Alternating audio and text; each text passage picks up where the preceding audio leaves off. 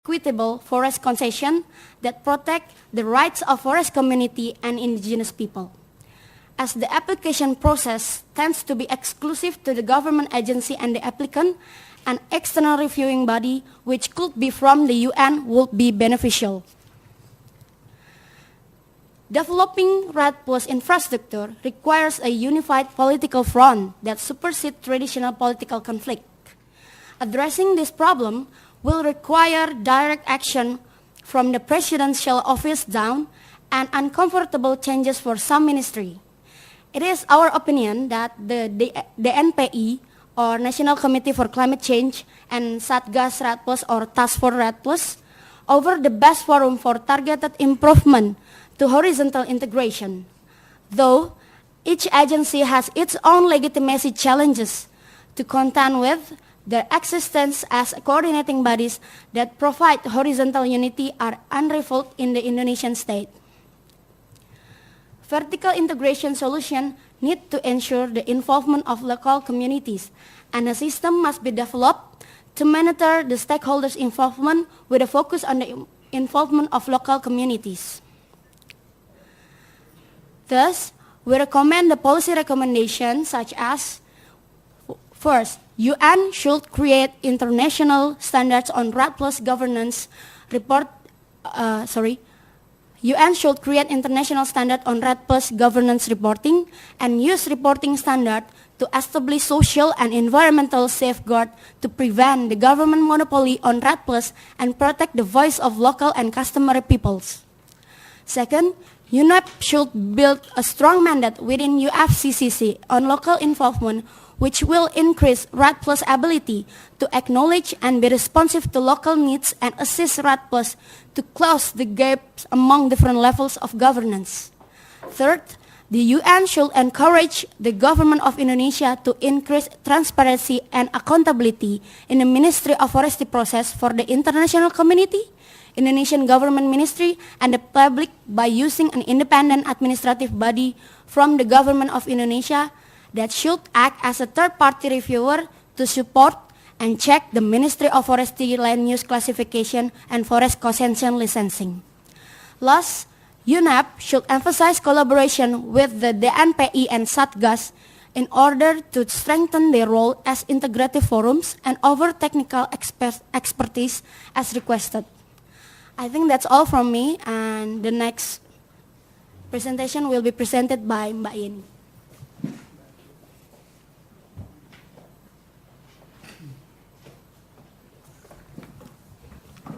Hi everybody. I'm a bit nervous, but I'm trying. I'm seeing that a lot of people are very tense here. It's a bit cold. Okay. My part is about community participation. I will start with the background about community participation. We consider that land use program development in Indonesia typically marginalize smallholders and local community, including the forest-dependent people. The government of Indonesia does not really respect free, prior, and informed consent. Okay. FPIC is a UN mandate established by United Nations Declaration on the rights of indigenous people. Indonesia, who signed UNDRIP, is actually expected to adopt FPIC in its development activities that potentially affect indigenous people and other forest-dependent communities. Government usually takes sides companies that hold timber, mining, or palm oil plantation concession. Moreover, there are problems related with land tenure, and there's also unclear or overlapping policies on land tenure.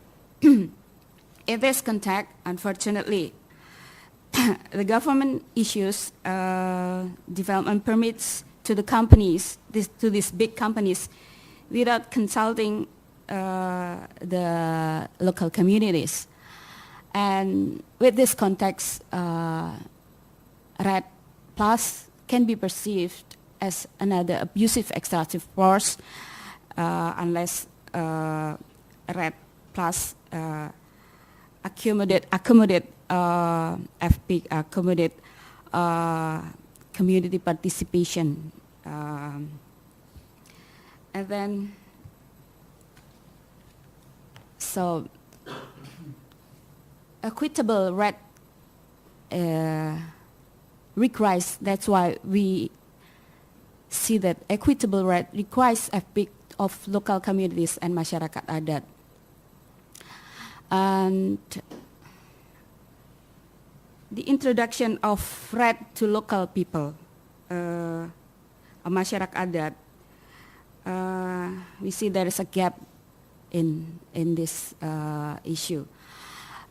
The gap is not mainly about knowledge dissemination, but also about how people in the authorities or people in the metropole perceive participation. Some authorities perceive participation only as knowledge dissemination, but and there are also discrepancies in participation. I mean, in ideal, they have very good description of participation, but in practice, this community participation is not really taken place. And then we know that customized incentives are needed that encourage smallholders to participate in RED. For policy consideration, we see that FPIC procedures are thoroughly outlined and legally required. Increased adoption will offer positive 3E outcomes. An integrated feedback and grievance redress mechanism would enhance transparency and accountability. Civil society institutions and NGOs offer partnership opportunities for RED knowledge dissemination. So incentives should be tailored to community needs and business as usual economics. PES, tenure rights, and infrastructural improvements should be on the table. A smallholder aggregator would offer a forum for representation and economic articulation. Smallholder carbon trading can be integrated into RED Plus, offering income substitution and co-benefits. So with this consideration, we offer policy recommendations. First, UN-RED and UNEP must increase both uniformity and flexibility of FPIC operation and integrate feedback grievance redress mechanism into RED Plus infrastructure. FPIC must include customized incentives for participation. UN-RED should engage local civil society organizations to spread RED Plus awareness and work to eliminate knowledge gaps. This include the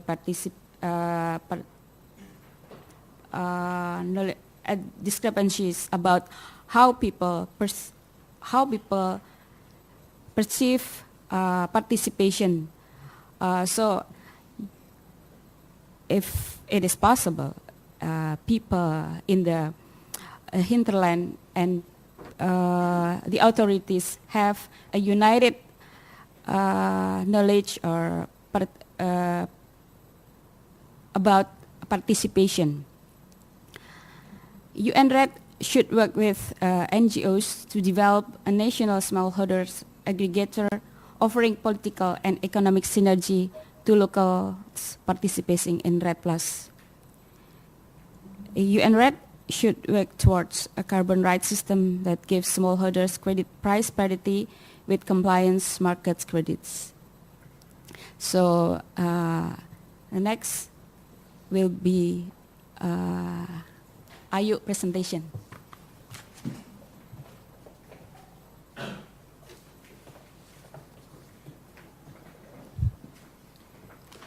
Good morning and good evening for ladies and gentlemen. I would like to present a knowledge dissemination chapter, which the members is Natalia, Yeni, myself, and Sari. First of all, from the background, we have to agree that the difficulty with knowledge dissemination REDD+ in Indonesia is related to the ways that information is created and spread. So it will have problems in knowledge productions to the knowledge distributions. We have to agree also about that knowledge is related to mindset of the people.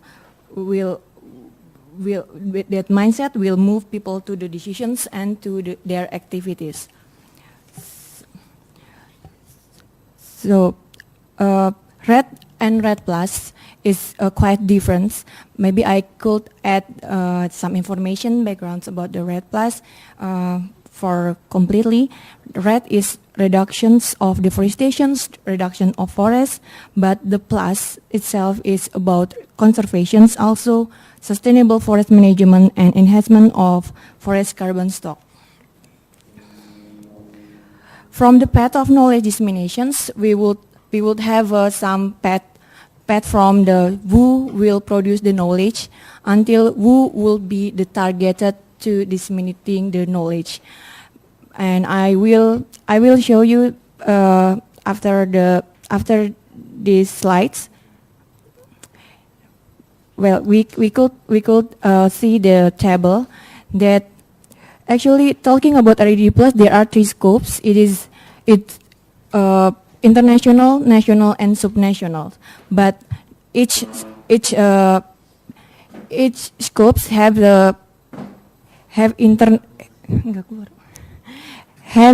stakeholders, international community, government agency, civil society, business, and local community. So potential barriers to effective knowledge disseminations about REDD+ in Indonesia are lack of understanding among stakeholders. The grade 3 is, it means that ensure commitment, fair divisions of benefits, guarantee compliance of all players.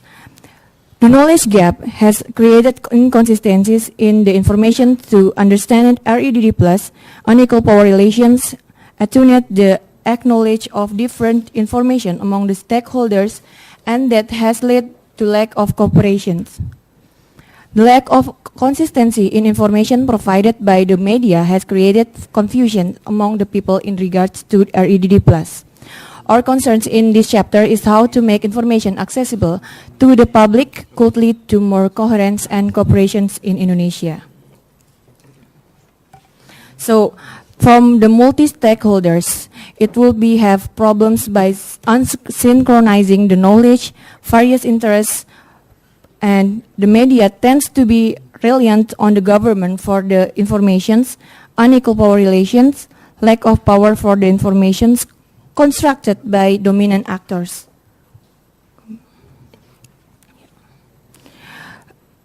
Basically, that knowledge disseminations have guidelines from the international community has established FPIC guidelines that have been mentioned by Yeni, free prior informed consent. And then we have to adopt it in the national strategic planning and the regional institutions regulations and other, maybe from NGOs programs and universities research.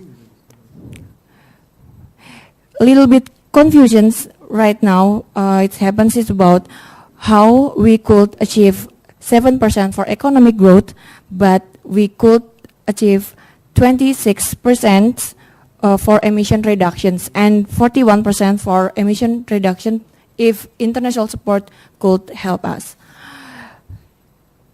The benefit itself is really not explained clearly yet because the people in near the forest just know that the RED Plus, it would have programs in their area. But what kind of benefit will they receive? Is it like cash money or infrastructure? Actually, the media is a key player in identifying and interpreting environment issues and mediating the relationship between scientists, policy actors, and the public. After equity principle implement, by involving media and NGO, we will get efficiency and effectiveness. Okay. Okay. Oh, yeah. I'm sorry for these technical problems. Okay. We will move to the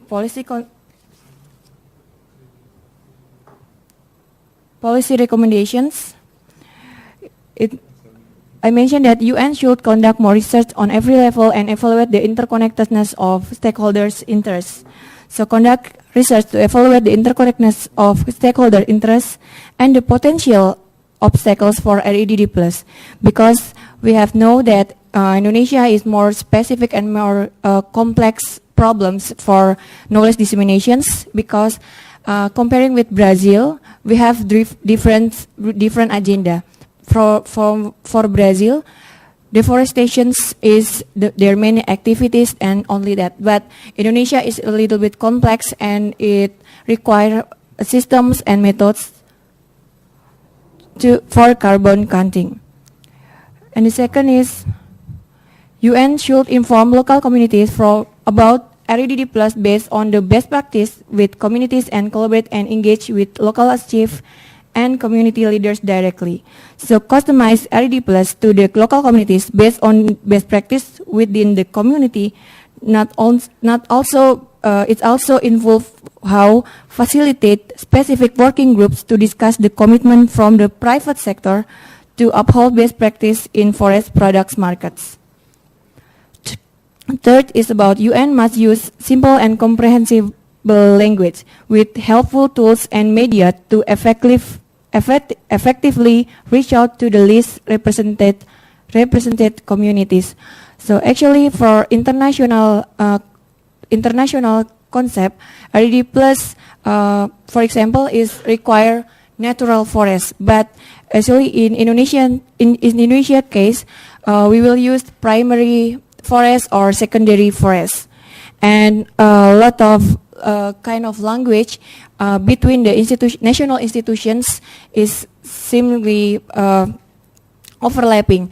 Like for an REDD Plus concept requires conversion, but BPN as the national land agencies not recognize the conversions concept.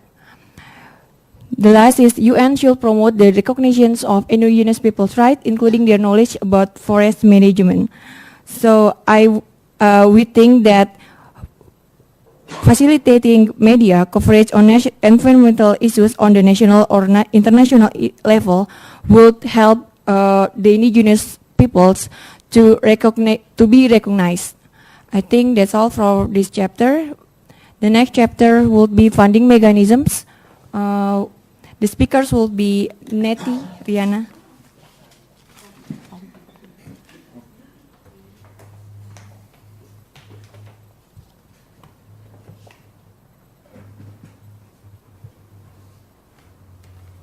Good morning for everyone here and good evening for everyone in Seattle.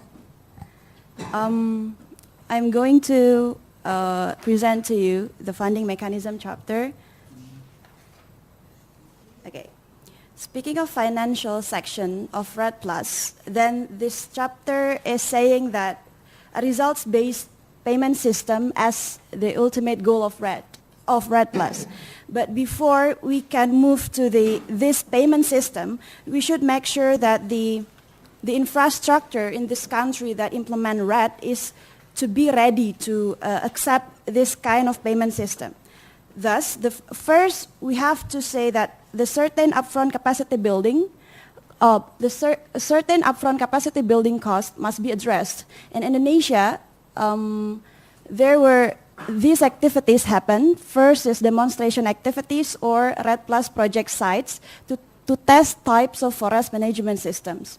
The second is establishing a standardized MRV system to produce reliable data that payment for emissions reduction can be based on.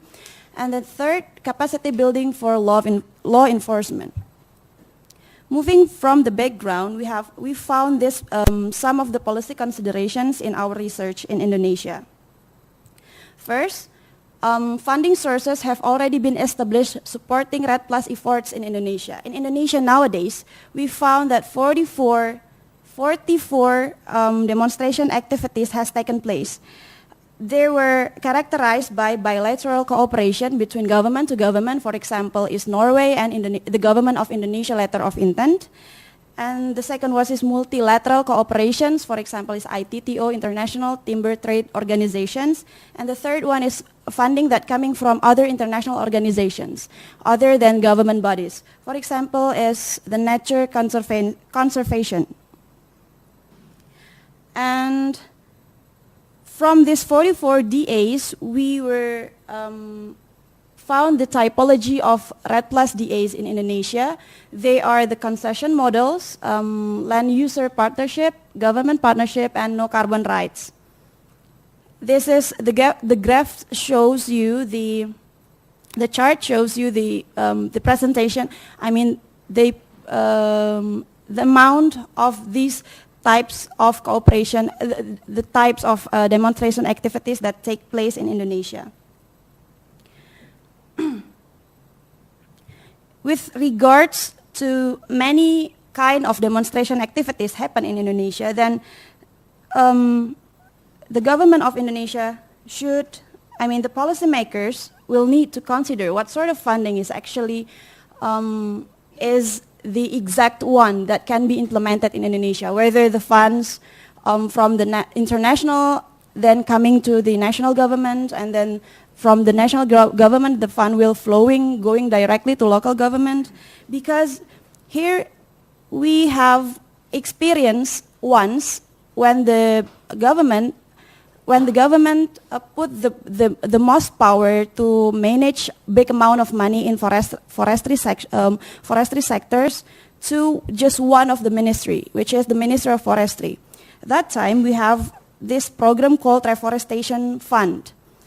And there were mismanagement happen in that fund. There were corruptions noted happen when only Ministry of Forestry has the authority to manage the fund.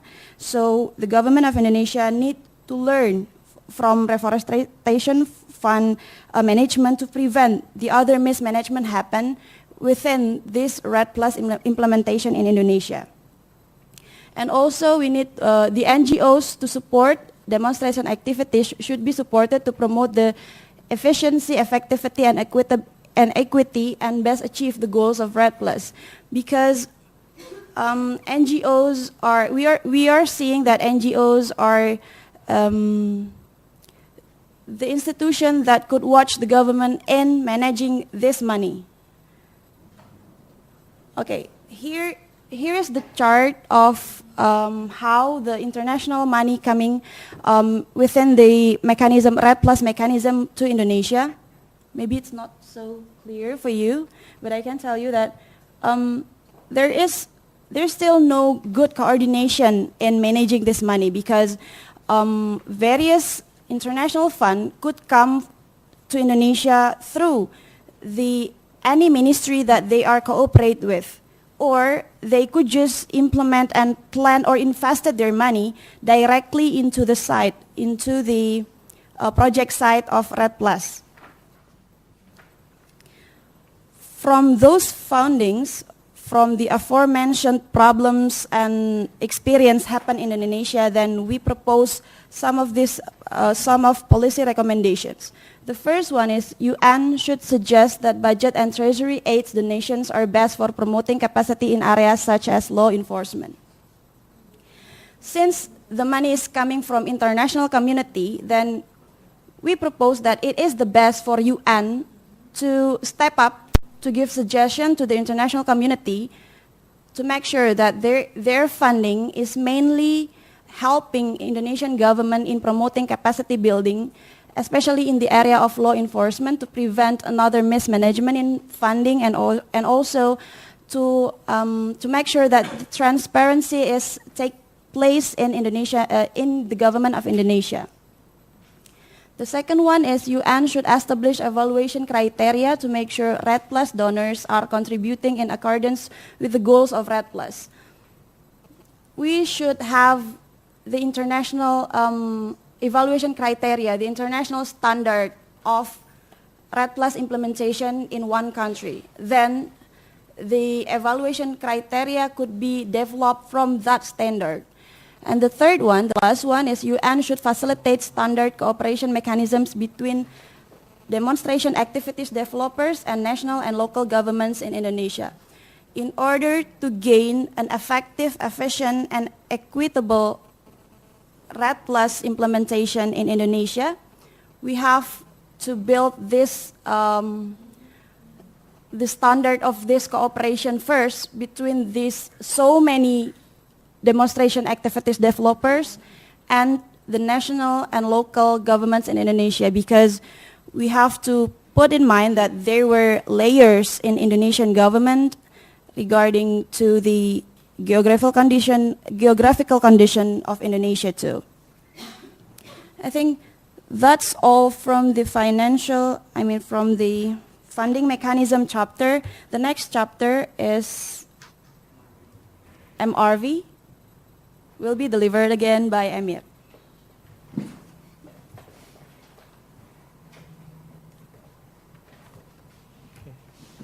Hello again. Actually, this air conditioning is killing me right now. That's the cold. Okay. So next chapter is the next steps for delivering a Red Plus MRV system in Indonesia. So MRV stands for monitoring, reporting, and verification, because Red Plus payment are based on performance, so it's need to be measured or monitored. And MRV is required in order to build reference levels against which emissions reduction can be measured. So MRV act like a tool, and it's required by all countries, and it must be reliable and also credible system in order to achieve international credibility. And Indonesia's position regarding MRV, Indonesia puts RED readiness as the last step on the preparation stage. But RED readiness must be done before the appliance of the RED Plus program itself. Satgas RED Plus has begun developing the core of MRV system using a multi-stakeholders process to develop a clear plan for establishing an independent MRV institution. So realizing a functional MRV system is one of the most important goals of RED readiness.